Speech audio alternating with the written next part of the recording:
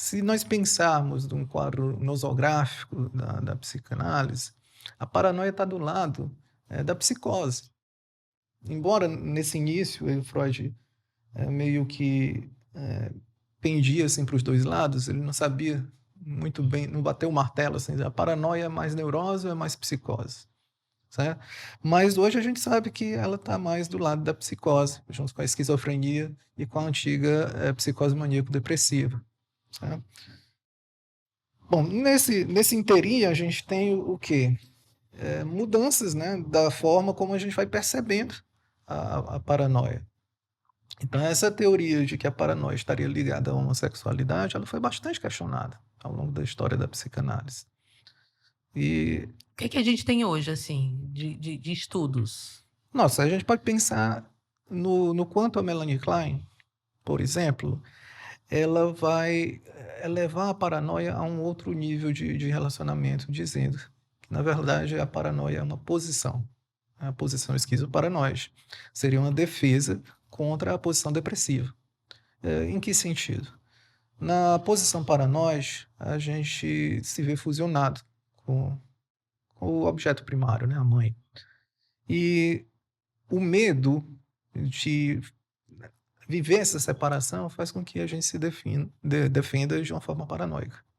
Então, nesse momento, a gente é invadido por objetos internos maus que são persecutórios, que causam sofrimento. E o resultado disso é o ódio, elemento muito presente na paranoia.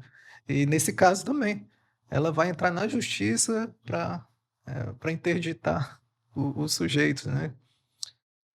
Outra coisa também que eu posso pensar no caso clínico a partir de Klein é a figura dos pais internos, né, internalizados, pais combinados.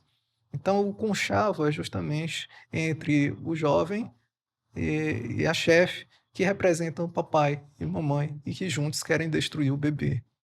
Né? Sim, né? Muito. Porque a cena dela vendo a chefe falando com o rapaz, né? Ela disse assim: estão falando de mim, estão falando dessa foto, né? Possivelmente dessa foto, né? De que eu estava lá no Que estava apartamento. no apartamento, né? Tipo, Interessante da gente pensar no caso também que dois momentos que vão dar um start no surto paranoico são momentos de conversas cochichados, né, cochichos, os homens na escada e o jovem falando com a chefe. tem aquele momento que ela acha que é uma máquina fotográfica, né? Que eles estão. Exato. Isso lembra muito a questão da cena primária, do bebê, do garotinho que fica atrás da porta escutando os pais tendo relações e ele fica imaginando coisas. Aí os Estão sons, brigando, né? os sons, justamente o start do clique, tem mais a ver com a cena primária do que essa, esse estalido genital que o Freud coloca na situação. Bom, e se a gente pensar com Lacan, né? Com Lacan a gente tem outra maneira de ver a paranoia. A paranoia é estrutural, né, do sujeito, o conhecimento é paranoico. Em algum momento da obra do Lacan ele vai dizer que a própria psicanálise, né, tem que fazer com que o sujeito desenvolva uma certa paranoia. O primeiro caso clínico do Lacan foi acerca da paranoia, né, o clássico Isso. Aimé. E a gente pode imaginar o seguinte: no primeiro momento, nós temos a ideia, né, de que Tu quer falar um pouquinho do caso aí mesmo? Assim, para poder sim, falar, né? Para beleza, poder a gente beleza. passar isso? A Aimé é o seguinte, ela é uma funcionária da ferrovia francesa, que um tempo depois ela vai morar sozinha em Paris, porque ela começa a desenvolver uma certa fixação em uma artista famosa da época. E aí, um belo dia, ela fica aguardando a atriz chegar na porta do teatro e tira uma faca, né, da sua bolsa e tenta atacar a atriz. A atriz leva alguns pontos na mão, mas não acontece nada demais. Entretanto, a Aimee ela é capturada pela polícia. Então, mandada para o hospital psiquiátrico, onde o Lacan fazia residência em psiquiatria, e ele começa a entender que aquele caso, na verdade, era um caso de paranoia de autoperseguição. Esse termo foi ele que criou, porque classicamente a gente tem paranoia de perseguição, né? A gente tem a paranoia de apaixonamento, né, que é o delírio de apaixonamento, o delírio de ciúme e a megalomania. Né? Certo? E aí ele cria mais essa categoria, que é a categoria de autopunição. É interessante a gente pensar numa questão de superego. Né? O Lacan vai chamar isso de o grande outro. Sim. Tenho que atender a demanda do grande outro. E como é que surge essa demanda do grande outro? Passa pela relação com o nome do pai. Então, aquilo que o neurótico ele recalca, o psicótico ele vai fora-cluir. Ele vai projetar na realidade externa. Enquanto a esquizofrenia ela é invadida, o sujeito é invadido pelo grande outro, a paranoia o paranoico tem o seu espaço invadido. Então, é muito desconfortável para todos nós quando chega alguém nos encarando assim por algum tempo, muito pertinho, a gente fica meio incomodado.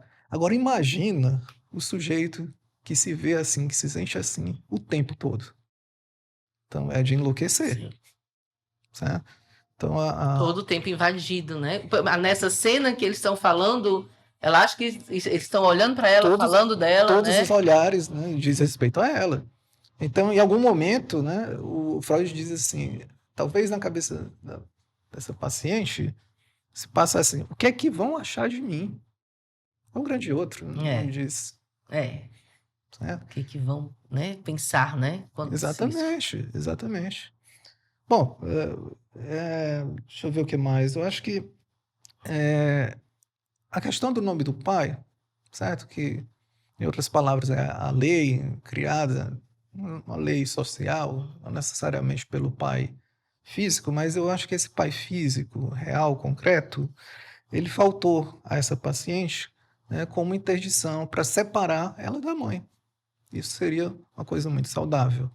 Então, como uma mulher, ainda mais nessa sociedade vienense, passa 30 anos sem se relacionar com algum homem.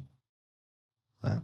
Já é difícil para nós, imagina naquela época em que a mulher tem o seu valor agregado a um cônjuge masculino. Bom, vamos pensar em outras situações, outras alternativas de interpretação.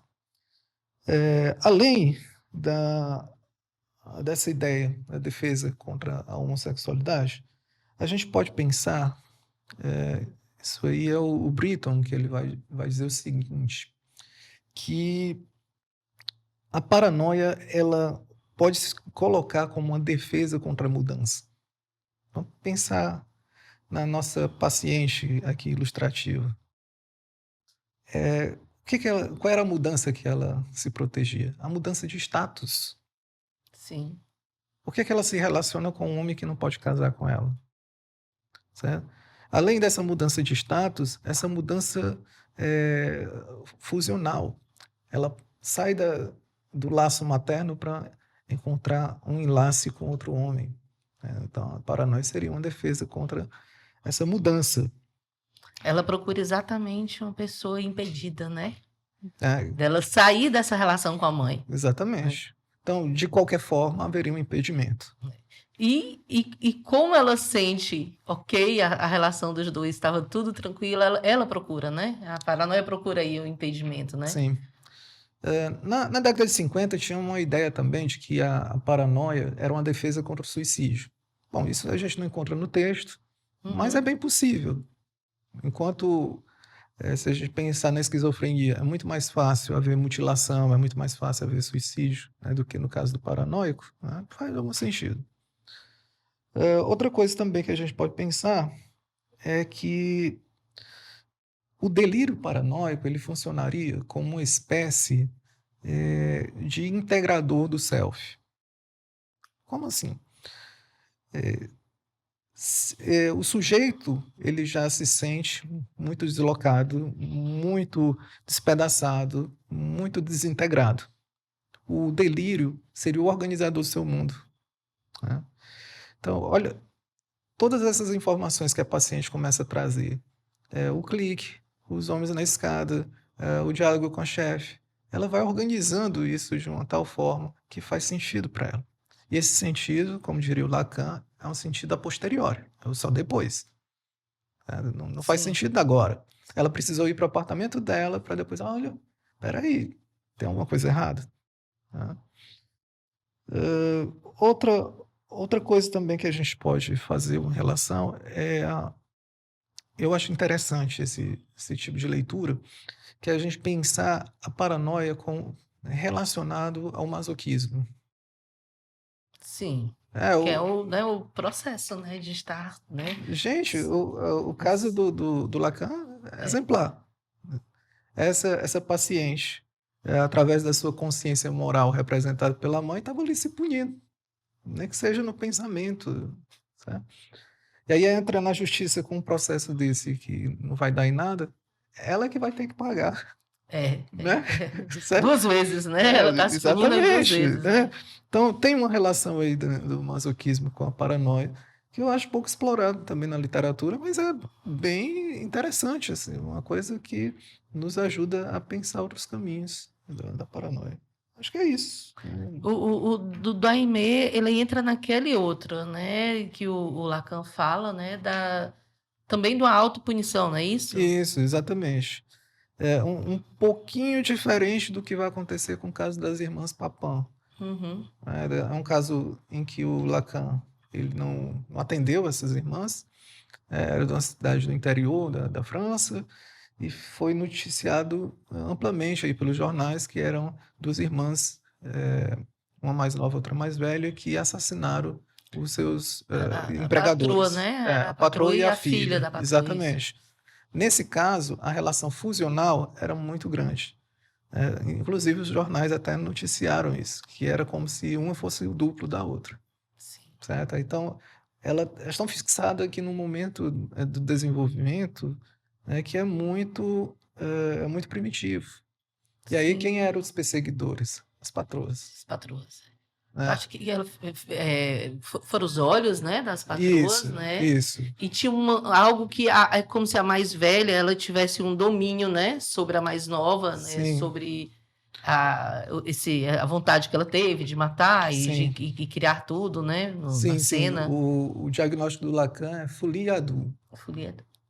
Então, essa loucura a dois, né? Então, quando os sujeitos eles estão muito ligadinhos assim um no outro, muito fusionados, eles não conseguem se separar, o eu e o outro. Você já parou para pensar que o aniversário de alguém especial é uma forma de reconhecer que você seria muito diferente se essa pessoa nunca tivesse passado por sua vida? Então, de certa forma, quem amamos se torna um verdadeiro presente para nós. Sabe, dia 6 de maio é aniversário de alguém muito especial, Sigmund Freud, o criador da psicanálise. O homem que mudou a história da humanidade através do seu pensamento, das suas ideias. Celebrar essa data é reconhecer o quanto Freud impactou nossas vidas, mesmo que você não o conheça. Meu nome é Sérgio Nicoletti, sou coordenador do curso de pós-graduação em Psicanálise Contemporânea do Instituto Daedalus e quero te dar um presente. Celebrando o aniversário de Freud, se você fizer a matrícula em nosso curso entre os dias 4 e 11 de maio, durante a semana de aniversário do Freud, terá a isenção do valor da matrícula. Nossa pós começa dia 1º de junho e é 100% online e acontece em apenas um domingo por mês. Mais informações no site do Instituto Daedalus. Se presenteie com um curso que irá ampliar a forma de você ver o mundo.